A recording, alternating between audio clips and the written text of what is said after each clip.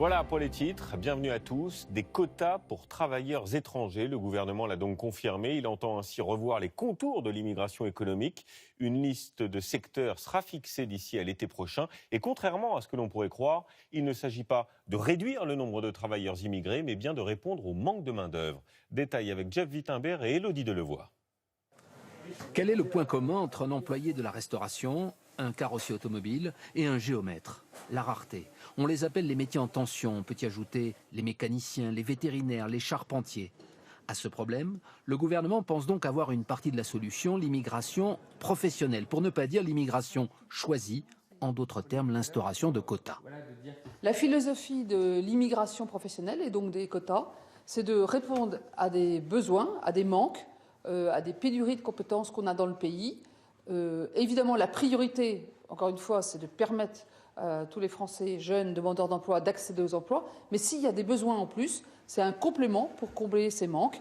Avec 33 500 titres de séjour l'an dernier, cette immigration existe déjà, mais sans règles précises. Elle représente 13% de l'immigration totale. Et ce qui changerait, justement, c'est la méthode. Les besoins seraient quantifiés métier par métier dans chaque territoire et les quotas seraient fixés chaque année au Parlement. Encore faudra-t-il faire passer le principe des quotas inédits en France. La gauche y voit un symbole dangereux. C'est indigne. Et d'abord, les quotas, nous savons depuis bien longtemps que c'est un dispositif qui ne marche pas. Et d'ailleurs, la ministre du Travail elle-même ne sait pas comment ça va marcher, puisqu'elle annonce qu'il y aura 3 mois de concertation. Pour la droite et l'extrême droite, c'est une mesure inutile, voire un appel d'air. Ça consiste en fait à faire venir une immigration supplémentaire. C'est une nouvelle forme d'immigration. Demain, Édouard Philippe présentera le dispositif. Les quotas verront-ils le jour? En son temps, Nicolas Sarkozy, ministre de l'Intérieur, avait lancé le projet. Devenu président, il l'avait abandonné. Alors, qu'en pensent les entreprises et les patrons qui, c'est vrai, on le sait, peinent parfois à recruter? 240 000 emplois n'ont pas, par exemple, trouvé preneur l'an dernier. C'est un paradoxe qu'on retrouve d'ailleurs dans beaucoup de pays. Des emplois sont disponibles, mais les candidats manquent. Camille Gutin avec Virginie Travers et notre bureau à Rennes. Quelques minutes avant le coup de feu, Dawa Tenzing se prépare en cuisine. Ce réfugié tibétain travaille en CDI depuis le mois d'avril dans cette crêperie à Rennes.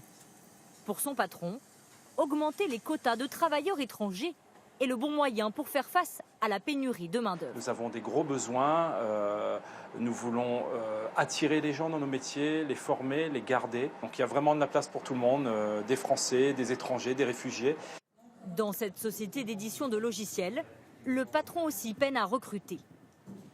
Alors ici, par exemple, on voit qu'il nous manque un certain nombre d'ingénieurs. Donc ici, 4-5 ingénieurs.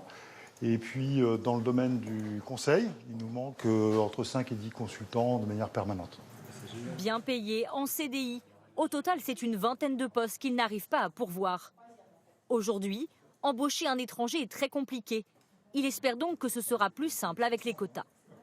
Il faut tout un processus administratif, il faut obtenir des visas, des permis de travail. On peut imaginer que le projet qui est envisagé aujourd'hui facilite la vie des entreprises comme nous.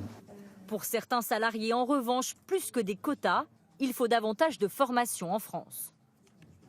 C'est une solution alternative, mais à mon avis, ça ne résout pas le cœur du problème. Qui est peut-être notre manque d'anticipation des nouvelles tendances. Plus de formation, un avis partagé par la Fédération française du bâtiment. Selon elle, les quotas ne sont pas la priorité. Le système de quotas économiques ne me paraît pas être la solution à court terme. C'est peut-être une présentation qui peut être utile dans quelques temps, mais pour le moment, commençons à former nos chômeurs. Selon les chiffres de Pôle emploi, près de 240 000 postes restent non pourvus aujourd'hui en France. Et à côté de cette inflexion sur l'immigration économique, le gouvernement durcit, je le disais, les conditions d'accueil pour les demandeurs d'asile. Regardez, un délai de carence de 3 mois sera ainsi instauré avant de pouvoir bénéficier de la fameuse protection universelle maladie. Et puis, les critères du regroupement familial seront resserrés. Le Premier ministre l'annoncera demain. L'an dernier, pour info, l'immigration familiale, c'était 90 000 nouveaux titres de séjour. Bonsoir Nathalie Saint-Cric. Bonsoir Julien. Une réforme de l'immigration donc en 2 volets, avec d'abord ces quotas qui rappellent, c'est vrai, le fameux immigration choisie et non subie prôné par Nicolas Sarkozy en 2007. Ah oui Julien, c'est un vieux slogan que la droite a utilisé parce qu'elle se voulait pragmatique et refusant le simplisme. Alors le simplisme, c'est, vous savez, le côté immigration zéro, dont tout le monde sait très bien que c'est ni souhaitable ni possible, ou alors, à l'opposé, l'angélisme du genre ouvrant les vannes, il n'y a pas de problème. Là, on nous vend le côté tout le monde y gagne, on choisit la France qui comble ses besoins de main-d'œuvre et ceux qui viennent car ils seront bien traités. Ça vous a un côté réel politique économique avec quand même une grosse arrière-pensée. Eh bien, on affiche l'encadrement d'un phénomène, l'immigration qui pour les Français n'est absolument pas maîtrisée. Et sur le deuxième volet de ce plan migratoire, c'est-à-dire le durcissement à des conditions d'accueil pour les immigrés. Est-ce que c'est un virage à droite? Ah bah oui, c'est un virage à droite, c'est un durcissement, on peut trouver tous les noms, et puis c'est clairement assumé. D'abord parce qu'Emmanuel Macron ne veut en aucun cas laisser le monopole de la lutte contre l'immigration à Marine Le Pen, qui, dans les sondages, est jugée beaucoup plus crédible que lui. Et puis deuxièmement, parce qu'il est persuadé que cette thématique, eh bien, elle va monter en puissance dans les semaines qui viennent.